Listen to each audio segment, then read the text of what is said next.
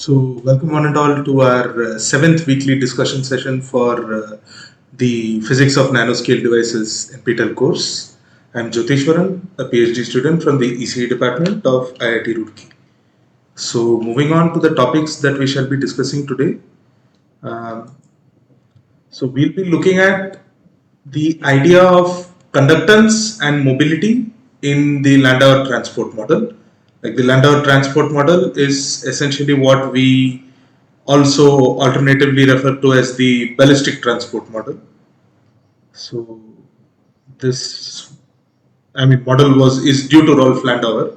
So that's why we call it the Landauer model. So this is the ballistic transport model. And after we kind of go through the notion of conductance and mobility, we shall be looking at realistic 1D and 2D channels. So the reason why we are looking at this is due to the simple fact that atoms themselves, like why do I say I am considering realistic one-dimensional or two-dimensional channels? Because even a single atom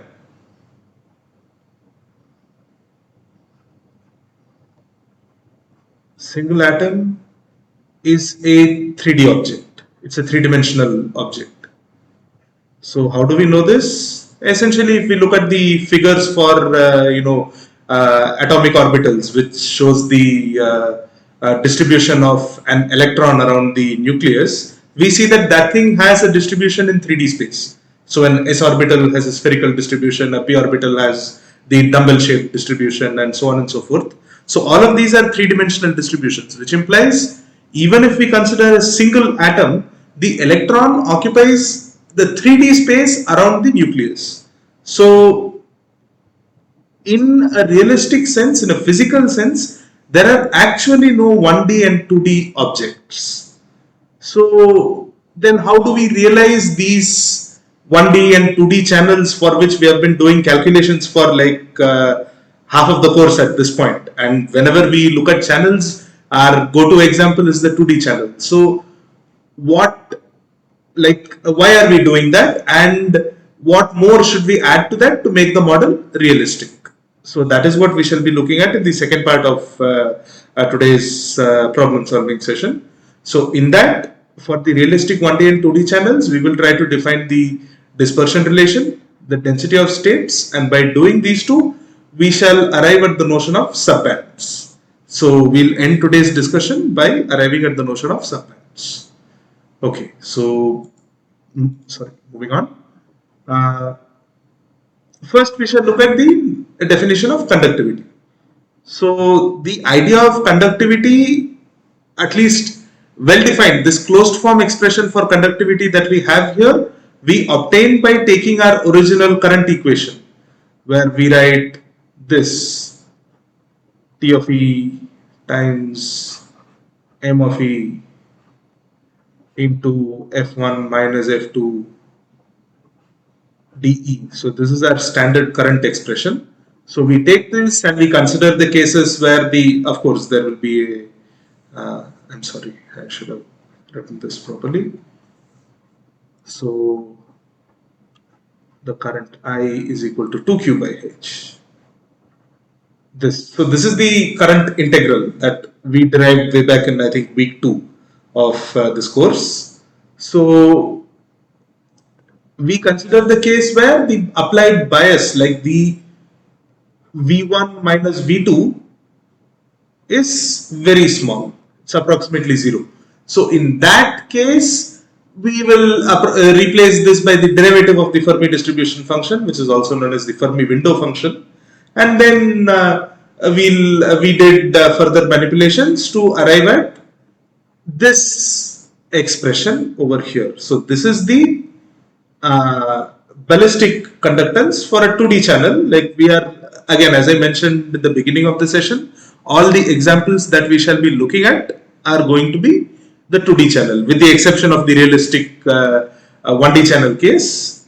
We shall throughout this session look at only 2D channels. So by taking the approximation of a very small bias, we will get this to be the conductivity, or Okay, I should not have said conductivity, I should have said conductance.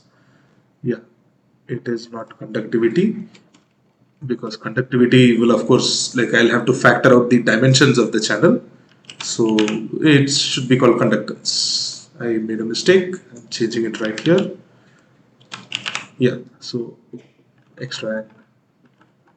So yeah, this is the conductance. It's not the conductivity, it is just the conductance of the channel in the ballistic limit is given by this integral over here. We know how to change this derivative from dou by dou E to dou by dou EF. We have seen some of the properties of the Fermi-Dirac integrals. So we are not going to focus on that right now. What we shall look at is the behavior of these quantities, like this conductance and the resultant resistance that we obtain. How do they depend on the various physical characteristics of the channel? Understanding that is the aim of today's discussion.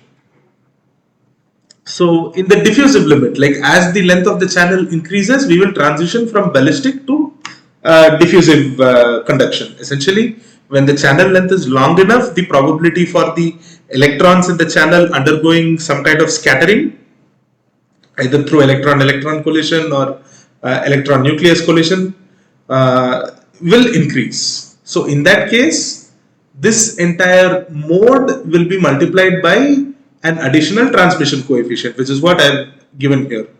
So in general, like T of E is equal to 1 for the ballistic case. So in this ballistic case, what will happen is we will consider the mean free path lambda, and the channel length will be very small compared to mean free path. So whenever I say ballistic, I mean L is, at least it should be less than lambda, but our understanding is it is very small compared to lambda, which is why we can ignore any notion of collisions or scattering occurring in the channel, which is why we are calling it a ballistic channel, because it is essentially moving with a constant momentum. Or I shouldn't say with a constant momentum, it is moving without any okay, how do I define ballistic in simple words? Yes, so whatever energy it obtains as it enters the channel is what it more or less has as it is traversing through the channel. The total energy will remain kind of conserved. It will not lose energy through any processes like collision or scattering. Okay, so yeah, that is ballistic transport. But in the diffusive limit, of course, that does not happen. So in that case, we introduce the transmission coefficient, which was defined as this, which is the mean free path at a given energy. The transmission coefficient is defined as lambda at that energy divided by lambda plus L. Now, since we are in the diffusive limit, so this is the ballistic limit. So let me use a different color. So in the diffusive limit, what happens is, like, it is understood whenever we say we are in the diffusive limit, we mean that L is now becoming, at least it is greater than lambda. It can be very much greater than lambda also. So in that case, what I can do is the denominator, I can approximately write it as L. So I will just write this quantity, the transmission coefficient, as lambda of E by L. So then all I have to do is plug in the transmission coefficient into this equation, and so this quantity M of E is this width into M2D of E. So this is what is the M of E that was written over there. M2D of E is the derived density of states that we got. So for 2D things, for a 2D channel, we know that this is M star divided by pi H bar square. So this we know. And it's independent of energy because it is a 2D channel, which is also another reason why we consider 2D channels, because most of this analysis will become simple, and thereby we'll be able to understand the physical phenomena more easily, like with a minimal amount of mathematics. Yeah, so this is the diffusive conductance. What I've done is I've just plugged in the transmission coefficient inside over here, and I will have a factor of W by L in this approximation. So I'm just taking the W by L outside, and we have this integral over here. So this is the diffusive conductance. Now let us consider, yes, this problem. So obtain the relation between the ballistic and diffusive resistances, and how do these quantities depend on the length of the channel. So how we shall go about this is essentially, we know that, like, just for reference, I'm going to write just this integral over here. So, and before I start answering this question, I will just write, wherever I'm writing B, this means ballistic,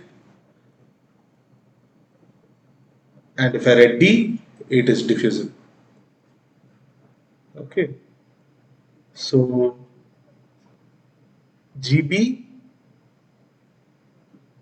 for the 2D channel, we wrote it as 2q squared upon h integral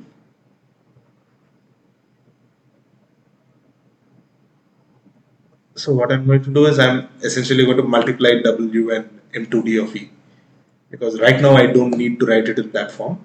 So I'm just going to write it as M of E into, and there's a minus sign here also. So dou E. Or for people who have been following either my discussions or the course lectures, without explaining why, I'm just going to write it like this, because this explanation has been given in the previous week's discussion session. So for reference, kindly go and see those, either the lectures or the problem solving session. You'll find the explanation for this. So I'm writing it like this. So this is the ballistic conductance of the channel. Now the diffusive conductance is, oh sorry, the diffusion goes the superscript, and again, because of the notation that I've set up, I'll just write it as GD. 2D of 2D is equal to 2q squared upon h integral. Now I'm going to write this as T of E times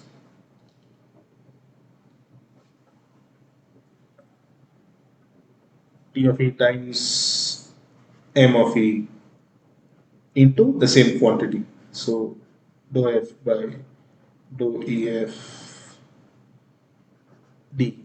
So this integral gives us the diffusive conductance. Now, how do we obtain the resistance? We essentially take the reciprocal of these, because conductance is the inverse of the resistance. So now we need to get a relation between these two quantities. So rather than taking the inverse, what I am going to do is, I will say this. Before going any further, I will say G to D B divided by G to D D is equal to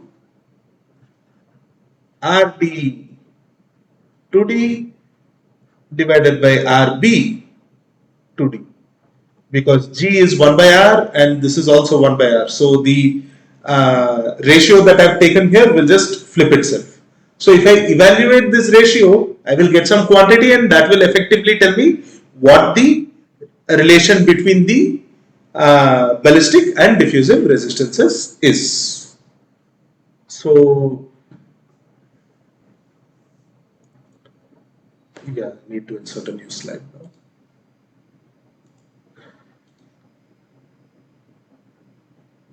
Yeah. So now I can simply write this as, now remember, R diffusive by R ballistic will be G ballistic by G diffusive. So this integral is going to be in the numerator, this one is going to be in the denominator. So I'm just going to write RT. I'm like dropping the 2D thing, because now we know that we are dealing with the 2D channel. So RD by RB is equal to this integral m of e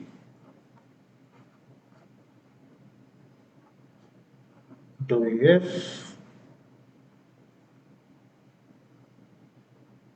dE, and the 2q squared by h is going to get cancelled both sides by integral t of e. So here I am going to take the approximation. So the reason why I chose to take, why I gave the approximation in the slide is because of that. So I'm just going to write this as lambda of e by L into m of e d, the Fermi window function, and then d. So dou f by dou ef dE. So this is the relation here. So before moving any further, what we know is this: integral from 0 to infinity f by dou ef dE is equal to 1. So this was proven in last week's session. This was proven with certain assumptions, like effectively the calculations for this was done in last week. So I refer to, like I'll even mention it in the slides so that people know where to go and look for this. I'll just write it as session 6. Proven in session 6. Okay. So essentially this quantity here is kind of like a probability distribution function. Like it's a probability density function, because the integral of this is 1. So in a sense, what we can say is the numerator of this quantity here is the average, or rather the expectation value of the number of modes with respect to this energy distribution. Okay, this behaves like, this looks like so this is like a probability density function. Like, since it is continuous, it's a probability density function. If this was discrete, it would have been a probability mass function. So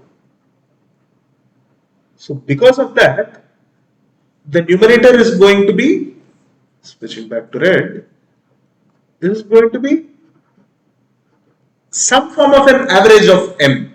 Now, average with respect to what distribution? Average with respect to the Fermi window distribution. This essentially tells us the number of modes that are present around the Fermi level. Like, depending, of course, on the temperature. Higher the temperature, wider this window. But typically for like moderate enough temperatures, this window is going to be very narrow. So this gives us the average number of modes in and around the Fermi level. Whereas for the numerator, what we will see is that there is also a lambda of E. So there are two quantities that vary with energy. So now this has to be written as average of m times lambda. Again, in and around the Fermi energy. Plus there will be a factor of 1 over L. So I'm just going to take that to the numerator. So in other words, what I can write is R diffusive is equal to L into this quantity, average number of modes divided by lambda into R ballistic. So this is the relation between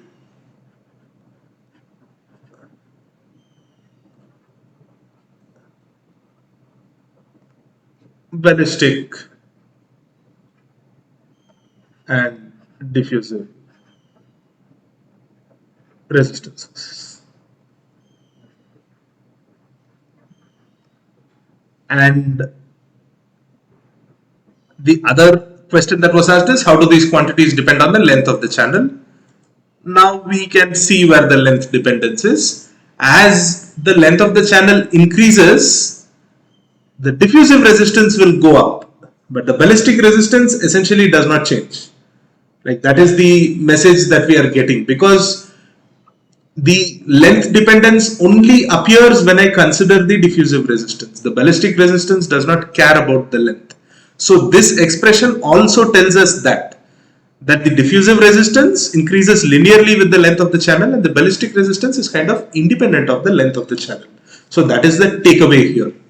So like the moral of this entire thing is diffusive, like whatever I'm saying for resistance is also true for conductance, because they are essentially the same quantity. They're just reciprocals of each other. Resistance depends on the length of the channel. And this is also kind of expected, because we know that from macroscopic large scale resistances that increasing the length of the resistance, resistor is going to increase its resistance, and increasing the cross sectional area is going to decrease the resistance. Like we know this is true. We can write R is rho into L divided by A. This we know. This is for like classical resistances. So the idea is when we go far into the diffusive limit, our system should effectively behave like a classical, circuit element. So that more or less makes sense over here. That increasing the length leads to a linear increase in the diffusive resistance, which is more or less what we see here. Not more or less, which is exactly what we see here. So it depends on the length, and ballistic resistance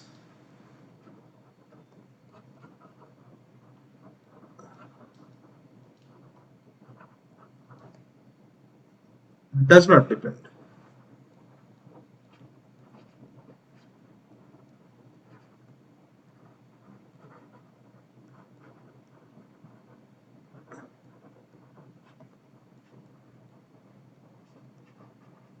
Okay, so before moving on to the second, like moving further on, what should be noted here is this. Why am I even considering this ratio? Because depending on the length of my channel, I know what regime I'm in. If the channel length is very small, then the conduction is going to be completely ballistic. If the channel length is going to be very large, then it's going to be completely diffusive. The reason why we are considering both of these quantities simultaneously is because most of the mesoscopic channels that we are looking at, that have like lengths of say tens of nanometers or something like that. Although present day technology is going into like the single digit nanometers, but nonetheless, for the purposes of learning, if we are looking at a channel that is say of length 10 nanometers, just 1 second.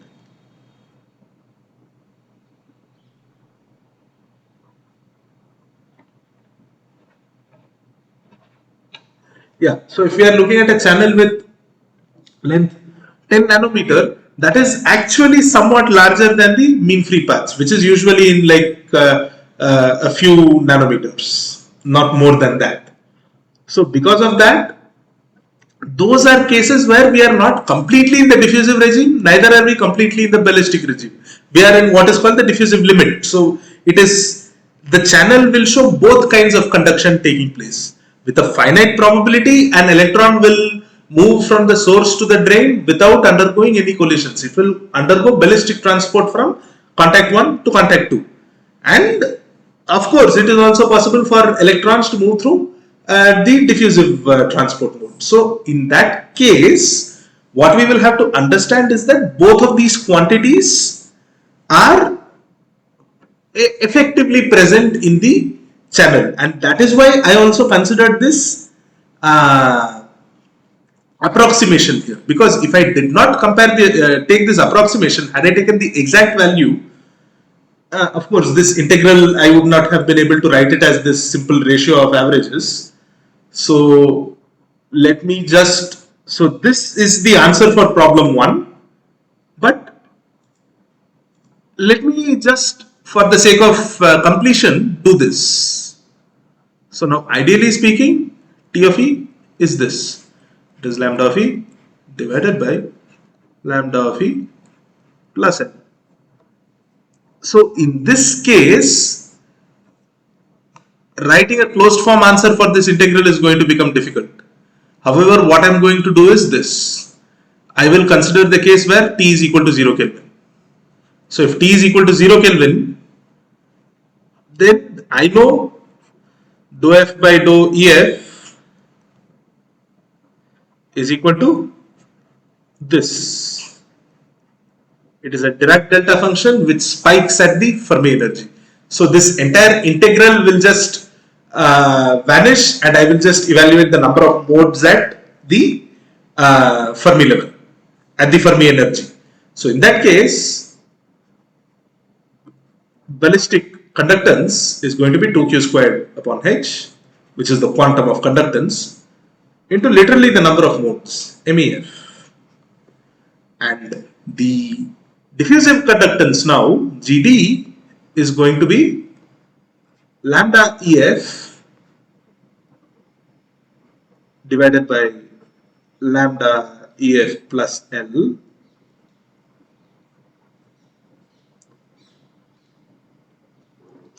times MEF. Oh yes, I forgot a factor of 2q squared by h. So 2q squared upon h. Okay, yes, 2q squared upon h. So it is a product of these three quantities. So in this case, now I can actually say something rather simply. So now these are not integrals, these are just direct scalar quantities. So I will just take the reciprocal of this, take the reciprocal of this. Between this and this, the only added quantity is this. So I will simply say RD is equal to lambda of E, or rather EF, plus L divided by lambda EF. Am I correct? Or am I making a mistake? Oh, no. Yeah, I made a small mistake. It should be a P here. Yes. Like whatever my diffusive resistance is, if I multiply it by the reciprocal of this quantity, I should get the ballistic resistance. Okay, so this is the relation between RB and RD. So now we can write this as 1 plus L upon lambda of EF RD.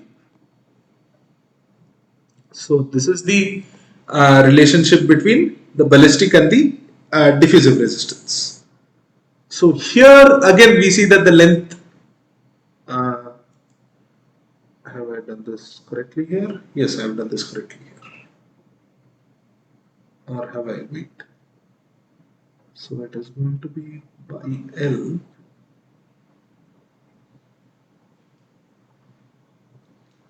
times RB. So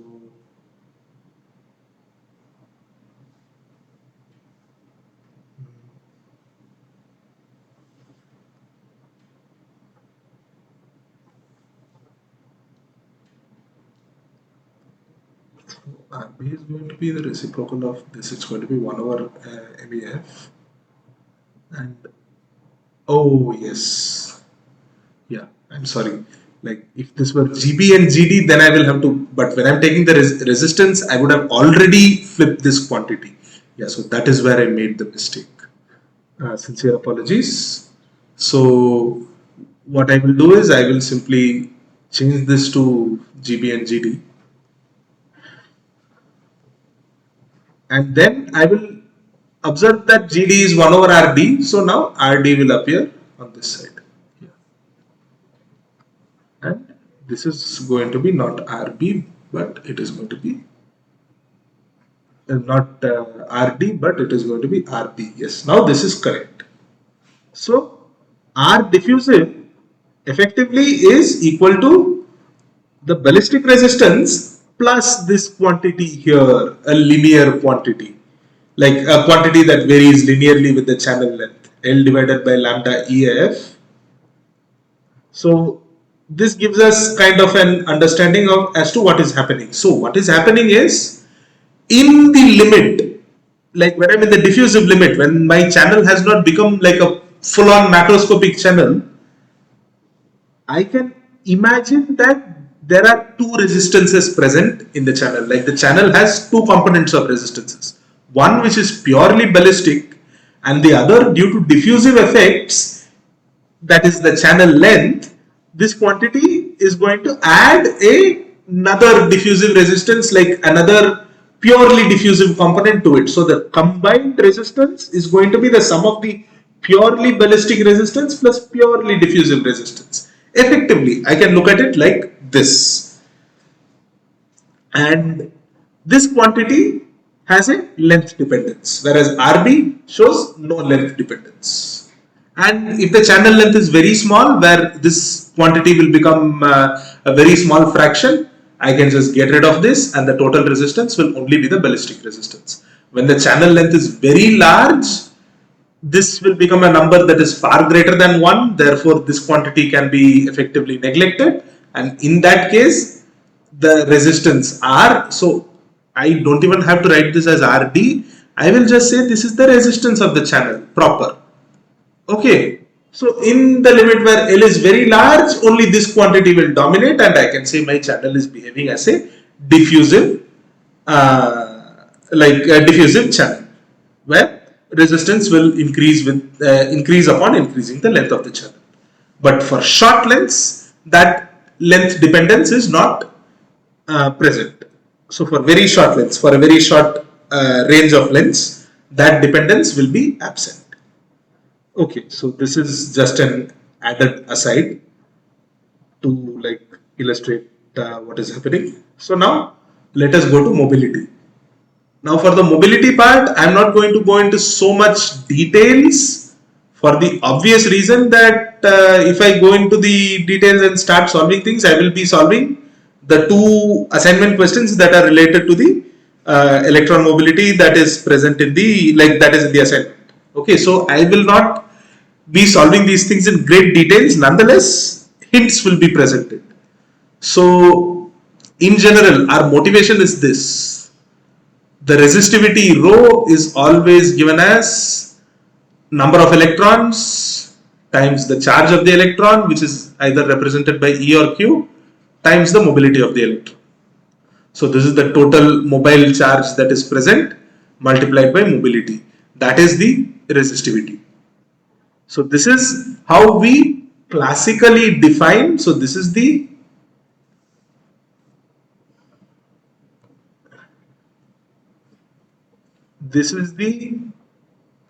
classical definition. Because now why am I going about defining this quantity mobility? Like, why do I have to manually define it? Isn't it like automatically like in the case of bulk resistances, where we just look at the motion of the electron, and from that itself we create the notion of mobility. Essentially, the farther electrons can move without undergoing scattering or collision, the greater the mobility of the electron. So the relaxation time, the larger the relaxation time, the higher the mobility. So in terms of the relaxation time, I think the mobility is E squared tau by m star or something like that. So it increases with the relaxation time for the classical case. Now, why can't we make an analogy like that for the ballistic transport? The reason is this. We should remember that this whole analysis of ballistic transport in a channel is itself a semi-classical approximation. Because ultimately this system, the dimensions are so small that quantum properties start coming into play. We know this because we consider quantities such as energy broadening and things like that to find out the number of modes present in the channel. So the channel length is so small that Heisenberg uncertainty principle comes to play when we are even considering the electronic energies in the channel. So in such a case, I should not treat the electron purely as a particle. However, we do it as an approximation. So whatever we write as ballistic transport here we need to remember that it is an effective treatment of this conduction process that is taking place. And of course, as the channel lengths become smaller and smaller and smaller, like maybe when we move into places like quantum dot devices where the quantum dot acts as the channel, the notion of mobility is completely lost. So there we cannot do anything. But here, given that we are able to do some ballistic transport approximations, I can simply write this as the 2D resistivity, and from that we will know that the conductance is, or rather I shouldn't say resistivity, this will be the conductivity. So this will be 1 over rho. Yeah, even here this is not rho, this is 1 over rho. Yes, so this is the conductivity. Again, I should say conductance here. So this is rho to the power minus 1. So this is not the conductivity, this is the conductance. So this is again like this quantity here is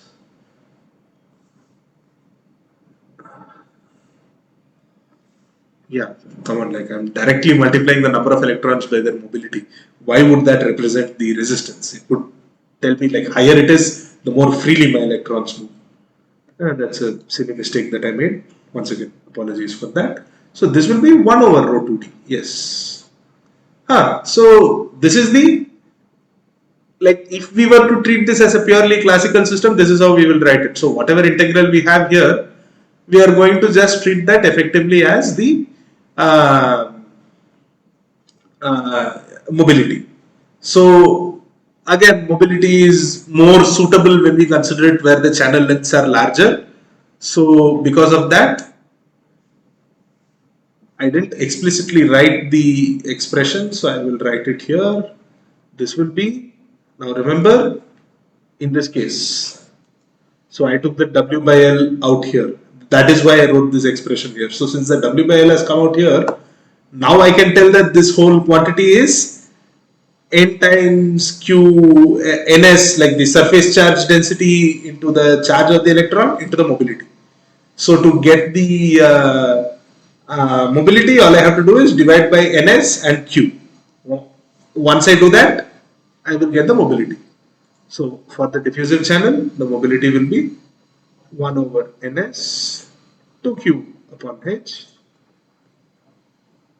integral. Yeah, I'm just going to write it as T of E. Now, since W by L, the ratio has been taken away, yes, I cannot write it as T of E anymore. So I will have to, I've done that, done the approximation that I need. So I will have to write this as lambda of E, M2D of E, and yeah, dou by dou EF, dou F by dou EF, D. So this is the whole, this is the idea of mobility. Now again, what we can say is the mobility is nothing but it is proportional to this, again is the Fermi window function. So this is proportional to m lambda, like the average of m lambda. Okay, so this is what we get as the mobility of the ballistic channel. Especially in this case, we are looking at a 2D ballistic channel. Like in fact, we can go one step further. It's not even m lambda, sorry, because I have written this as m2d. Now I know m2d does not depend on e, it's a constant, so I can even drag that out. Once we drag that out, yes, I should have done that. So let me do that properly. So the outer quantity is now going to become 2q into m star divided by ns into h into pi into h bar squared. I'm not going to simplify these things. Integral lambda of e dou f by dou f dE. So now I can tell that the mobility is actually proportional to the average mean free path that my electron has in the channel. So the higher the mean free path implies the longer the electron can travel without undergoing collisions, the greater the mobility is going to be. So logically we are able to see the connection between the mobility and the like mean free path what to say like property of the electron, at least for a 2D channel. Now I could not have done this for a 1D channel because another energy dependent function would have been in here, but oh, I'm sorry. D to D of E is the density of states. So M to D of E is going to be like square root of E. So even here there is going to be an energy dependence. Yes. So I made a mistake early on also. This is not this. This is this into Vx plus. So yeah, this is M to D. It is the density of states into average average positive velocity in the positive x direction. So correction, I'm sorry, I should have paid attention to this. But yeah, good thing I caught it here. So in this case, of course, there is going to be another e to the power half factor here. So this is not just the average of lambda e, it is the average of lambda e multiplied by square root of e. So I am going to write it like this. It's essentially a moment of this quantity, the mean free path. And again, if the mean free path in general has high values, the mobility will also continue to have high values. Okay, so there is that. And oh wow, so yeah, out of like some sense of like for t greater than 0, I've already done it here. So t greater than 0k, refer to previous slides.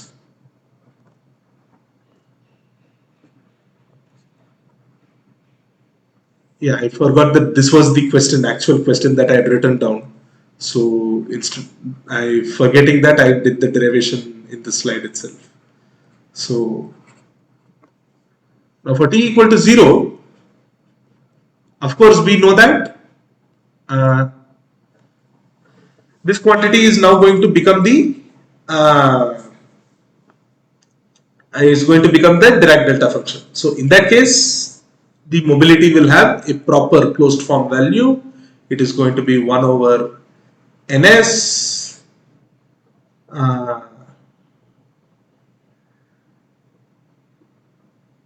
yeah, 1 over ns into 2q upon h into lambda ef mef. As simple as that. So number of modes at the Fermi level. This is going to be number of this is the mean free path at the Fermi level multiplied by this numerical constant. Even this we can actually guess what is happening because we know that pi k squared pi kf squared is equal to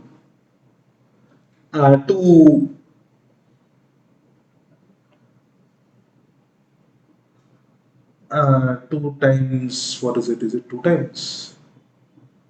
No. This is the number of states. So twice this is going to be that. So is going to be pi kf square is going to be ns into the area of the entire channel divided by 2. This also we know. So I can kind of substitute that over here, and I know the MEF will also have a K term, so I can do all sorts of cancellation and represent this whole thing in terms of lambda EF and KF.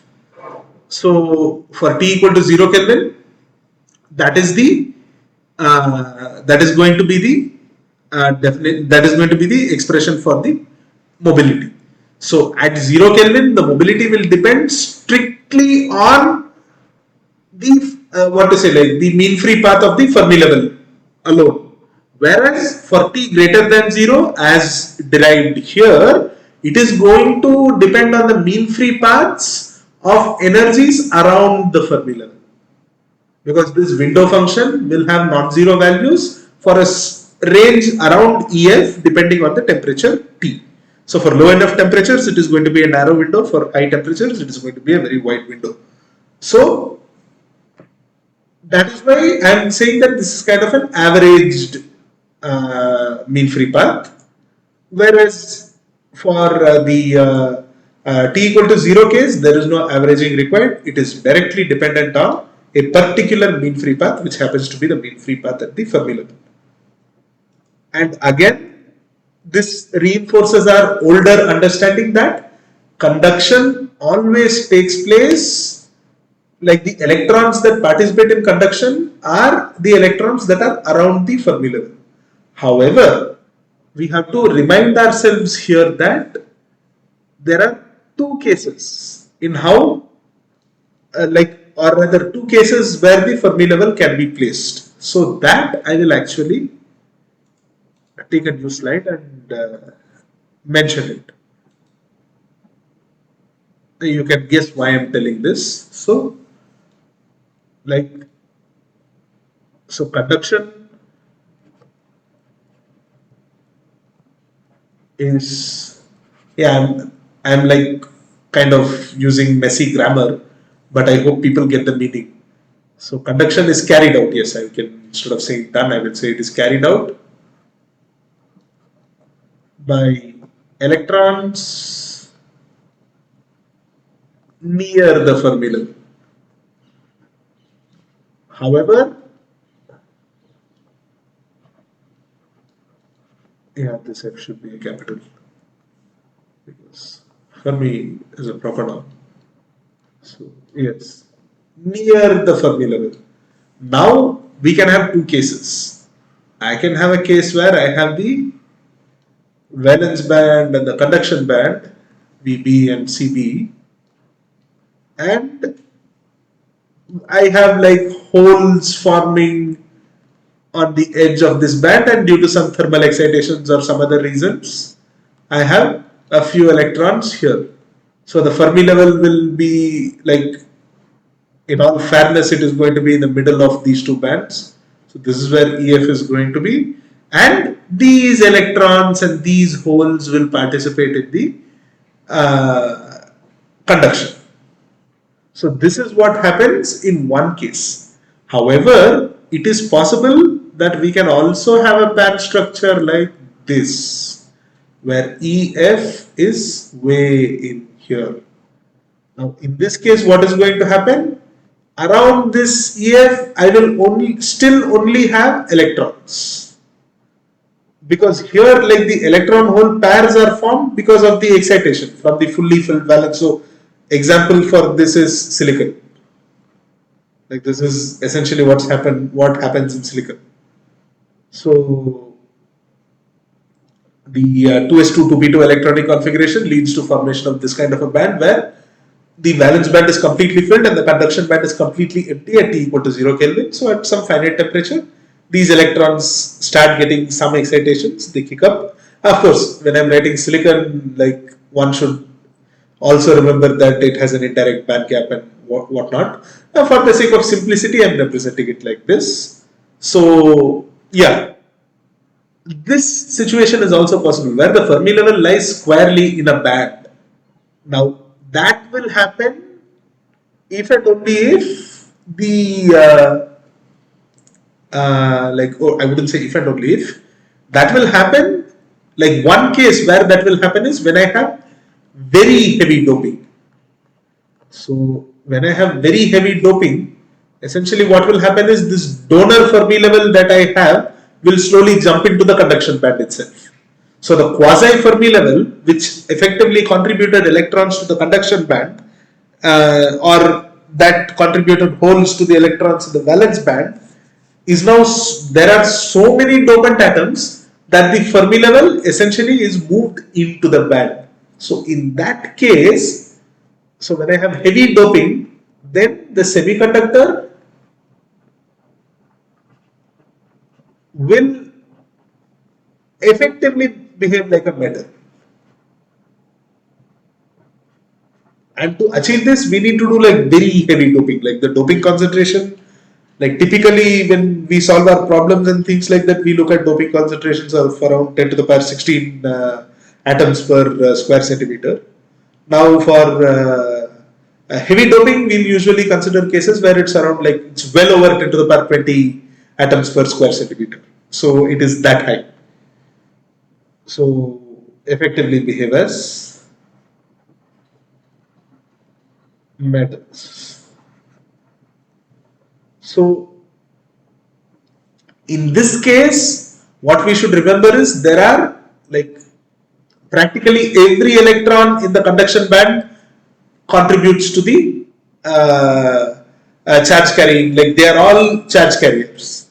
But that is not the case in an intrinsic semiconductor like this. So, and that is all I am going to say.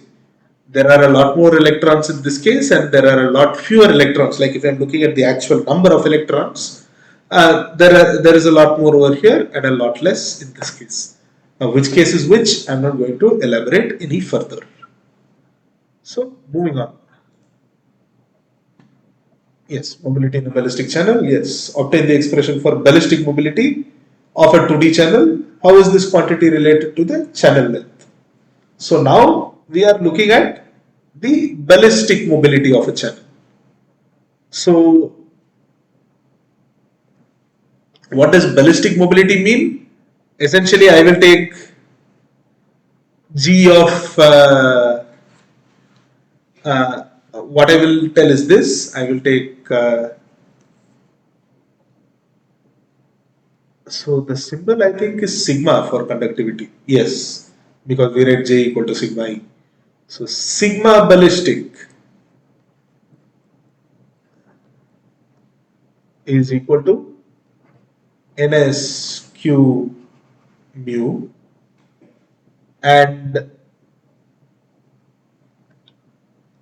we also know that the ballistic conductance itself is equal to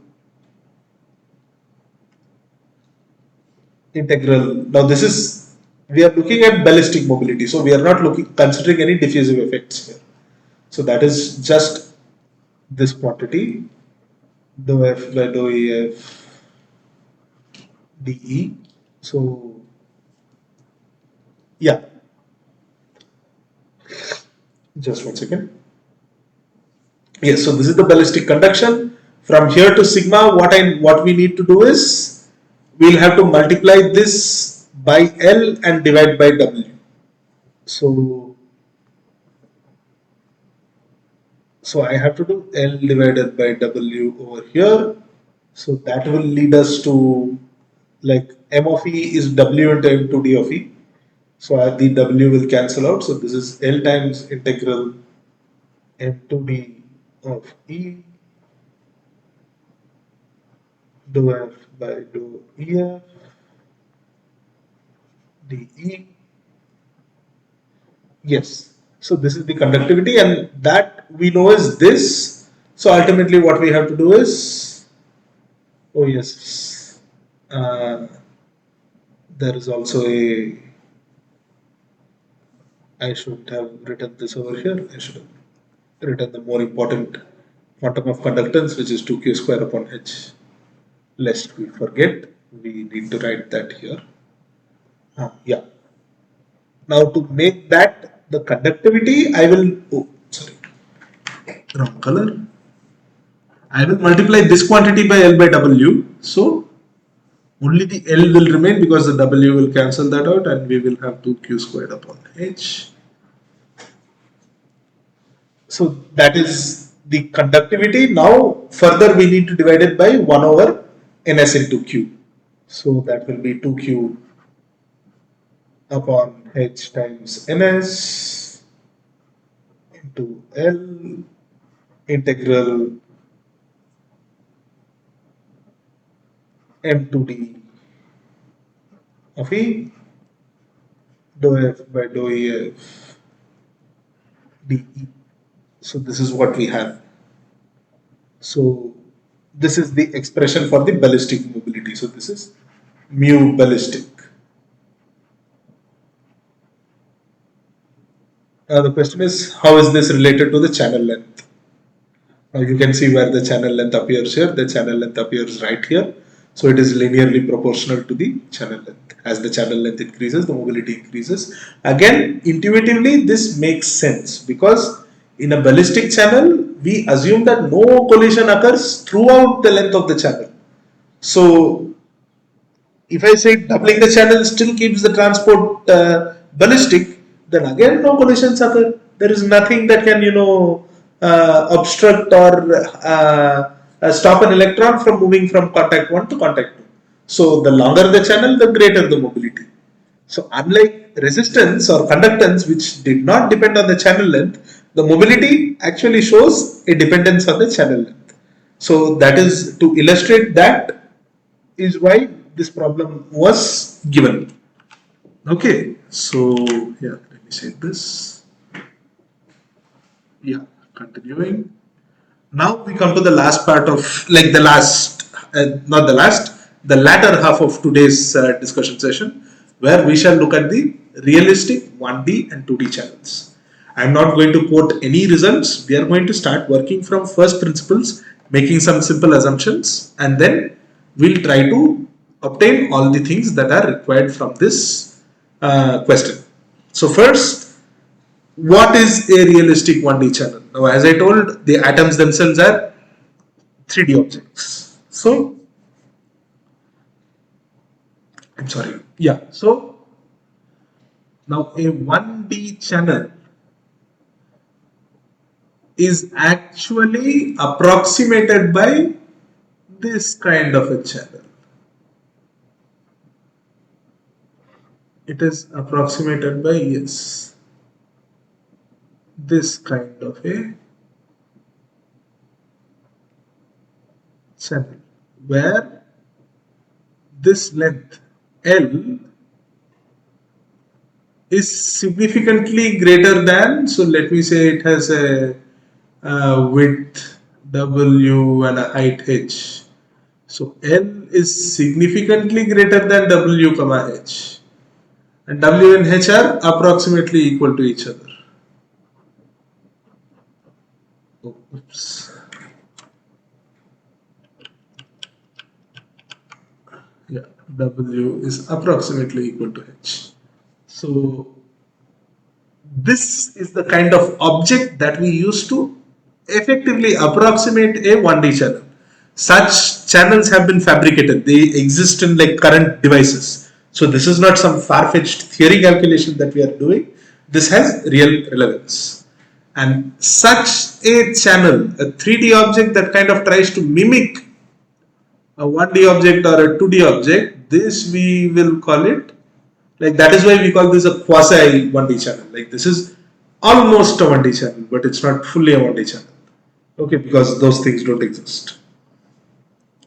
So now what has been given to us is the cross section. This cross section of the channel is square always, which implies like the same area is maintained throughout the length of the channel. So now in that case, what we have to find out, we have to find the dispersion relation. So what do I mean by the dispersion relation? Dispersion relation implies EK relation.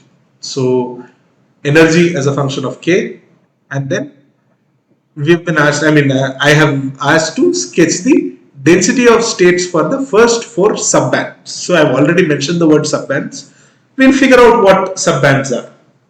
So first things first, the electron, like even though L is very large, it is still a finite, how do I put it? It's still a finite object. Like it's not a channel of infinite length. So this is a 3D box for an electron. So since this is a 3D box, what I will do is just as a first step, I will write E of, so let me say this is the x-axis, and this is the z-axis. So this axis that goes in this way, this will be the y-axis by convention. Okay, so like essentially, if this is the x-axis, then like if x-axis is along the length of the channel, then y-axis corresponds to w and z-axis corresponds to h. So this is the y-axis and this is the z-axis. Okay, so yeah, so that is the axis convention. Yeah, it should actually be more clear with the axis convention because this looks weird. It should be something like, and it should essentially be like what I've drawn over here. Yes, this is how it will be. So this is the x-axis, this is the y-axis, this is the z-axis. This is how we will define the thing. Okay, so now L is also finite. So this is just a particle in a 3D box. So in that case, this will be n squared pi squared. Like essentially, this is going to be h bar squared. So this is going to be divided by L. Yeah, h square k square by 2m. So 2m star plus. So this is going to be nx squared, ny squared pi squared. Yeah, by so the y-axis, so this is going to be divided by w into by 2m star plus nz squared pi squared upon h squared by 2m star. Now again, what we can see is this quantity, like, so how do I put this? So yes, I don't have to put it anyway. We are saying square cross section. So at least for this problem, W is equal to H, which implies I can define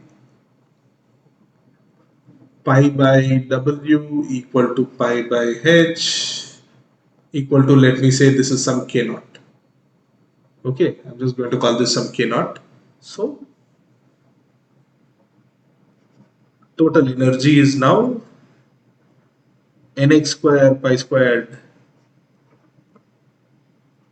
upon L into h bar squared by 2m star plus nx squared plus ny squared k naught squared, or rather, just so that it looks good, I will write it as h bar squared k naught squared divided by 2m. This looks like a nice term. Finally, what I can say is, since L is very large, for any value of n, this thing is going to be a very small number. Like, I mean, we are going to consider something like n equal to 10, 20 or something like that. But if L is like in micrometers, compared to what W and L are, then one might as well consider this to be a continuous variable. So what we will just do is we will write this as h bar square kx squared divided by 2m star. Here I am not writing kx ky, I am just writing it as nx ny. So kx, oh sorry, I should not have written nx ny, this is ny nz. Once again, I apologize for my oversight. So this is ny squared nz squared. So kx should essentially, like, kx is a continuous value, so I will say kx belongs to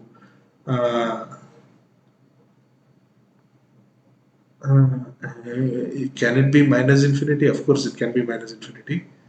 So I will just say this is a real number. Yeah, I will not go into what range it can take. I'll just say this is a real number. because then again positive, like can it be positive, can it be negative, those are additional questions. I'm just going to say these are real numbers, and nx comma ny, here I will put a sign. These are positive integers, so these are z plus, not z asterisk, z plus. Now this is, I mean, so these, once again I wrote an x and ny, I'm sorry, it's ny and nz. So ny and nz. So these quantities will take discrete values, kx will take continuous values. So this is the EK relationship.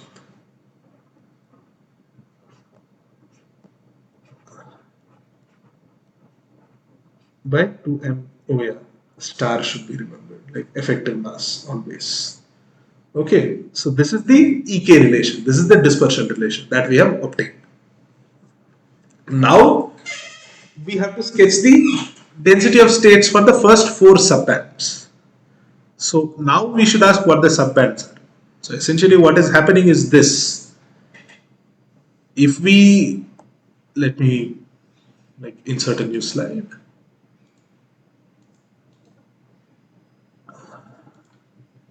Yeah, so just the kx part is going to look like this. It is going to be parabolic. Oh God, it's an atrocious parabola. So yeah, the axes also are not what I really want in this case. Hopefully a different color will maybe work in my favor. So we have the, yeah, so this is the kx dependence. So as you can see, I'm allowing kx to be negative values also. So this is a parabola that looks like this. So I'm going to call this quantity ex. But what we should remember is nx and ny, of course, it is z plus positive integers, which implies it cannot take 0 value. So this will start in pairs. This will be 1, 1, 1, 2, 2, 1, 2, 2. So for each combination of ny comma nz, there is a separate parabola corresponding to kx. So if I am looking at the total energy distribution of this system, like, or I shouldn't say energy distribution, if I look at the energy level configuration of this system, of this quasi 1D channel, then what we will see is that there is a spectrum of continuous energy states, and then there are several sub levels of them, because every time the value of ny and nz changes, we get newer layers coming into them, and those layers are what we call subbands. So essentially what will happen is, this is the case where, which is why I did not join this initially at 0. Yeah, so what, I will write it like this. I will draw the bar over here, and I will say this is kx. Why? Because when kx is equal to 0, this quantity will still have some non-zero energy. So the electron is never going to have 0 energy in this system, which again is a hallmark character of quantum confinement. Okay. Now what will happen is, corresponding to the second energy level E, there will be another parabola, the same parabola but moved by a different height. Then there will be another parabola which will be corresponding to the third or fourth, energy levels. So we will have like several stacks of, again, all of these are supposed to be parabola. What is the plural for parabola? Parabolas, parabole, I don't remember is the thing. So, I will have another thing, I'll have another thing. So these different parabolas that are, these different, like, essentially continuous energy levels that I'm stacking on top of each other, these are what we call subbands. So this thing and this thing, these things together, we call these subbands.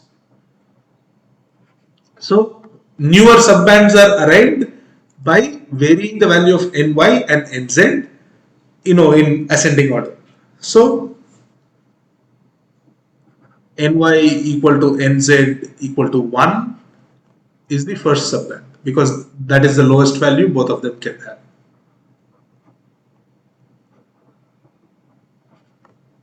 The second subband is going to be ny is equal to 1. I'm just going to say nz takes 2. So this is the second one. However, since this has a square cross section, which is why I could write it like this, otherwise there would have been a k naught x and a k naught y. But since I'm assuming a square concentration, cross section, this and this will correspond to a similar, not correspond to, it will correspond to not similar, but same energy level. Because I can do 2 square plus 1 square or 1 square plus 2 square, doesn't matter, I will get the same energy levels. So these are actually the second and third subbands.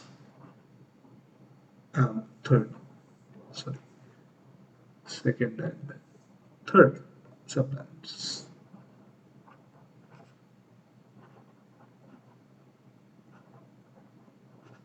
And then ny equal to 2, nz equal to 2. This is the fourth subband. Then apologies for the bad handwriting. Fourth subband.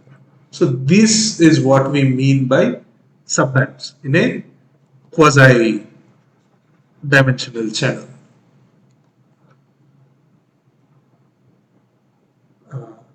Fourth subband. Okay. Now we know that if the density of states is a parabola like this, where there is only one, then I know the density of states will look something like this.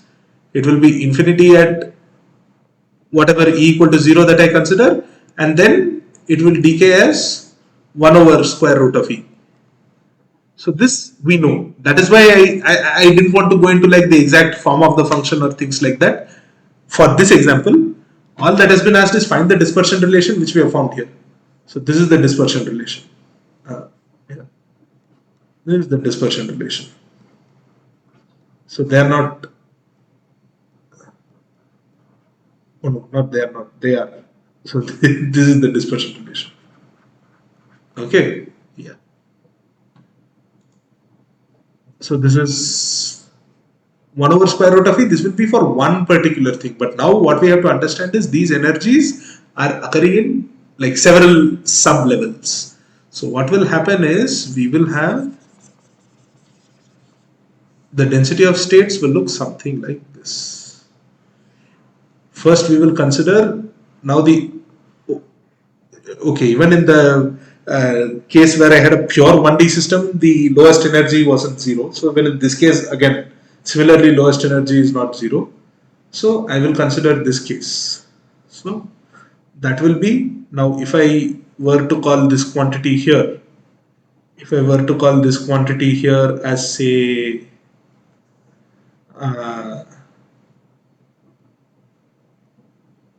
if I were to call this E naught, then the first, like the lowest possible energy my system can have is for kx equal to 0 and ny comma nz equal to 1. So that will correspond to 2 E naught. So we will have a first 1 over square root of e density of states function. Then what will happen is we will have to choose a second energy level. The second energy level is corresponding to these two values, 1 square plus 2 square, which is 5. So if this is, again, this line should have been a lot straighter. No, please don't deviate. Yeah, this.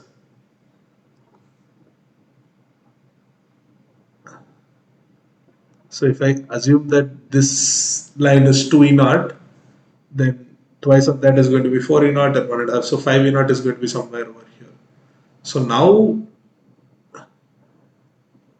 At 5 E naught, we don't have one but two subbands at the same energy level. So I will not draw the same curve here, I will draw double this curve here. So now that curve is going to be a big curve that kind of like falls, like that's double the value of this. And then after that we have 2 square plus 2 square, which is 8. So if this is 5, then 3, which will be like one of this and one of that. So it's going to be somewhere over here. This is 5 E naught. And again, I will have a parabola that looks more like this, but it will be shifted, like it's moved along the axis. So with respect to those lines, yeah, somehow I'm like skirting over the point. Yes. So 2 E naught, 5 E naught, 8 E naught. At 8 E naught, again, there is going to be another 1 over root E curve. Now I'm not looking at the exact values of this because again the calculation might end up becoming too cumbersome and we don't want to do that, like we only have a finite amount of time. Okay, so the actual density of states is going to be a sum of these things, which implies every now and then the density of states function is going to spike. So it is going to look something like this. So from this, if I were to draw just the DOS sketch, it will look something like this. It will go like this, and then suddenly it will jump up and it will go like this. Oh no, it won't bend so sharply. It will be something like this, and at that point again it will jump up, and then we will again have another curve, and then after a certain energy level again the jump will occur. So there'll be a lot of jumps in this function. So this is going to be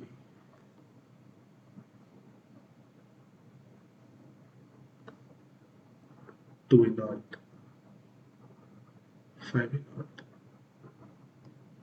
not E naught, 8, 5 E naught, 8 E naught. Yeah. So on and so forth. So this is how the density of states will look like for such a quasi 1D channel. Now the final exercise for quasi 2D channel, we have to find the dispersion relation, the expression for the density of states, and the sketch for the first 4 bands.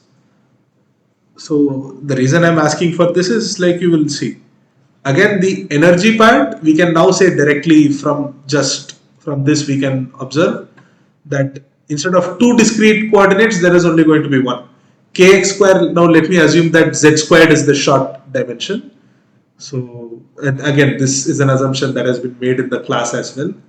So this corresponds to a channel that is like this, where we have very long dimensions along 2 axes, and like confinement in the 3rd axis. So this is z, which is confined, x and y, which are relatively speaking free movement lines.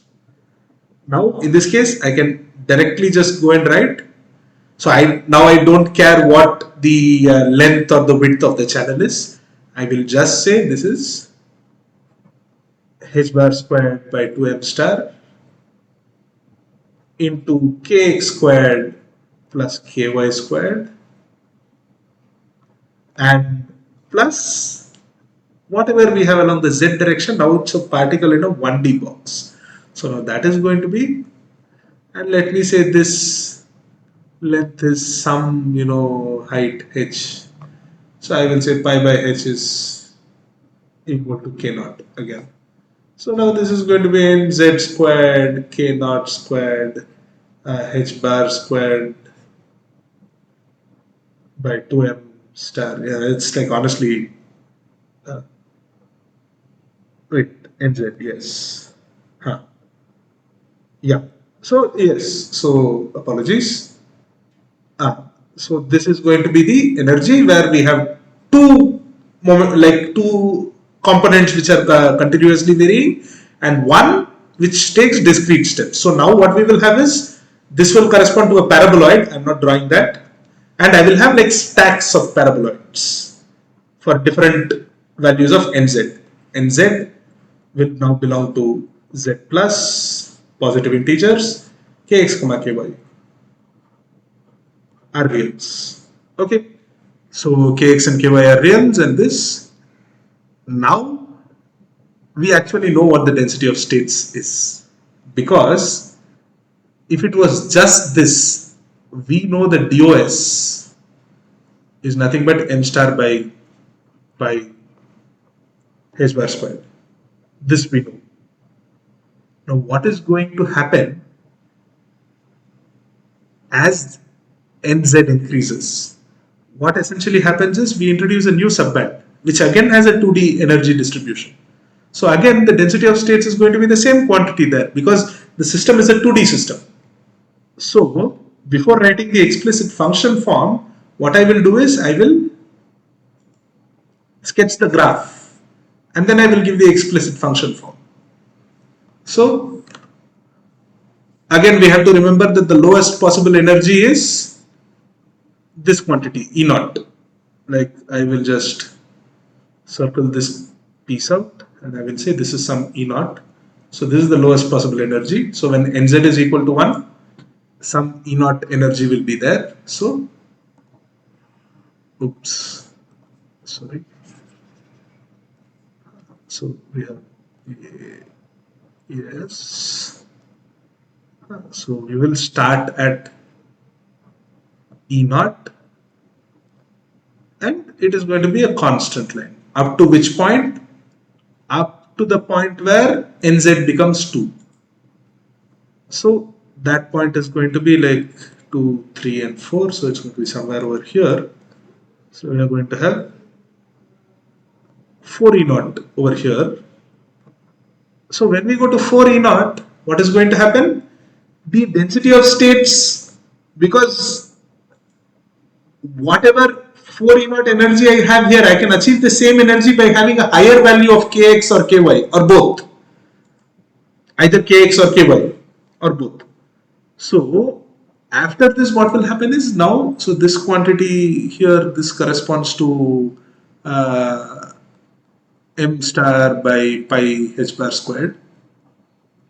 What will happen is, this same jump will happen once more at this point. So my density of states function will take a step jump over here, and it will maintain the step jump as it is up until this point, up until the next value of nz, which is nz is equal to 3, the square of which is going to be 9 E naught. So that will correspond to 9 E naught, and there the density of states will again jump up by, it will take one more jump. So whatever this value was, it will be twice of that, and then it will be thrice of that. So now this is how the density of states appears for a quasi 2D channel. So it keeps increasing in steps.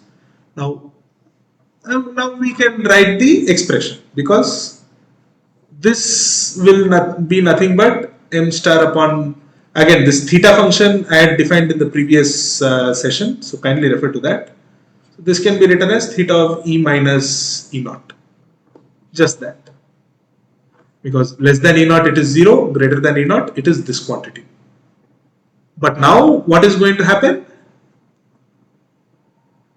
I can simply write this as summation n equal to 1 to infinity E minus, rather than E naught, I will just say this is E minus n squared E naught.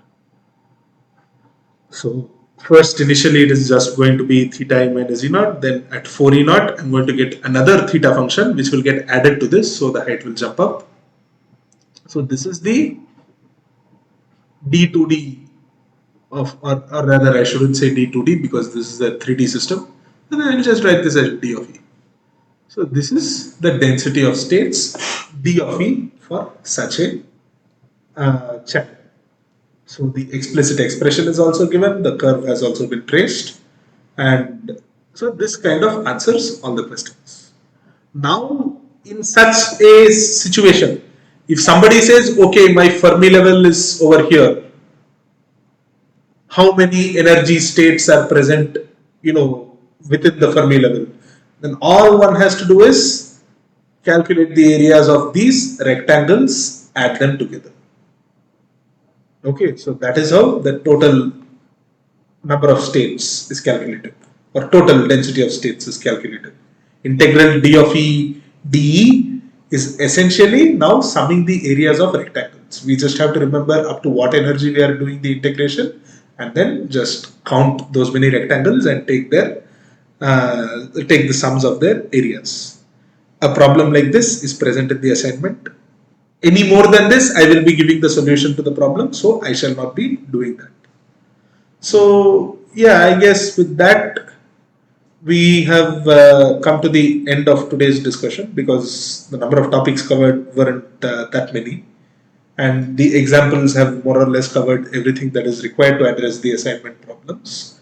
So today is a significant, I think by far this is the shortest session we've had so far. So this is what happens.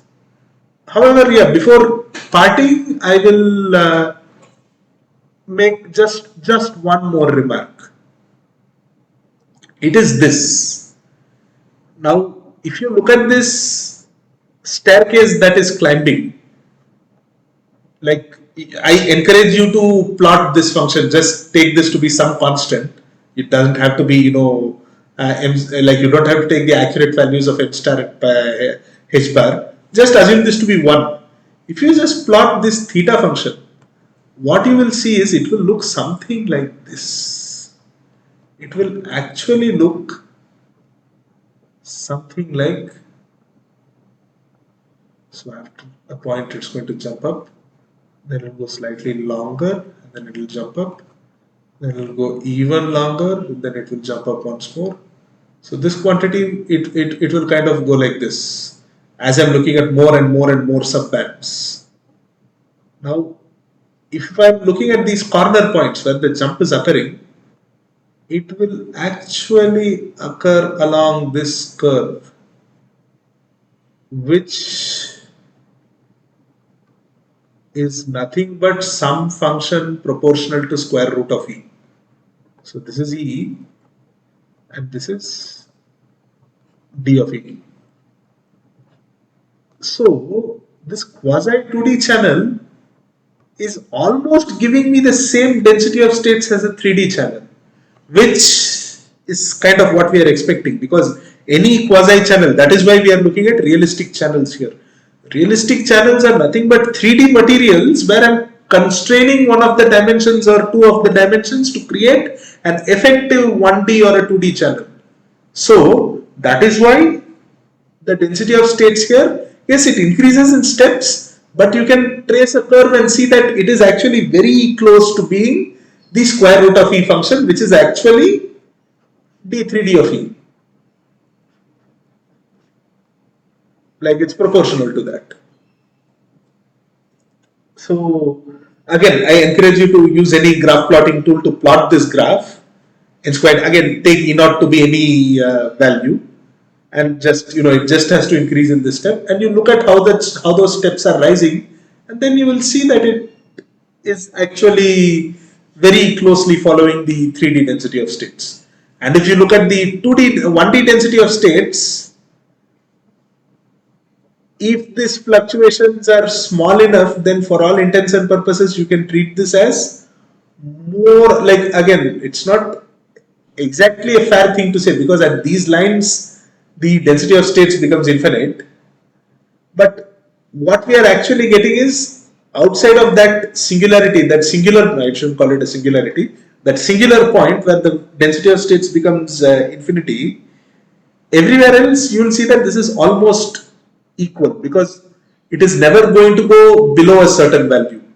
So this is, in a sense, this is kind of a flat density of states situation, kind of a flat density, or like it's not exactly flat because obviously there are points where this thing diverges to infinity. But if you take the sum of this, you will see that the low values that usually occur at far off energy levels, because if there was nothing else in this system and it was like if it was a purely one dimensional system, then the density of states would actually tend to zero as E tends to infinity. But that will never happen in this case. Even as E tends to infinity, the density of states will still have a finite non-zero value. So because of that, you can kind of assume, not assume, you can effectively treat it as a flat density of states. So a quasi 1D materials density of states graph, in some sense, actually looks like a 2D materials density of states. And a quasi 2D materials density of states looks like a 3D materials density of states. Of course, not of course. If anybody is curious and was wondering what are quasi, oh, the audio is breaking. Okay. Yeah, sorry about that. I will try to adjust my mic or something. But nonetheless, like if it, uh, yeah, I hope I'm audible now. Okay, yeah, I see what is happening. My audio is actually clipping. It should be better now. Yeah, yes. So my volume level was too high. So whenever I spoke loudly, my audio was dropping. But anyways, I'm down to the end of the session.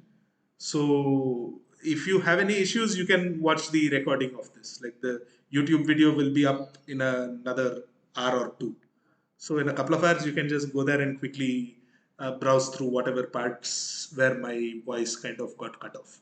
I didn't notice my volume level settings here. I just now noticed that it was going into the red and my audio was just dropping every other second. So yeah, the takeaway here is ultimately we are using 3D materials to construct all of these channels. So some characteristic property of the 3D material is of course going to be present in all of these things.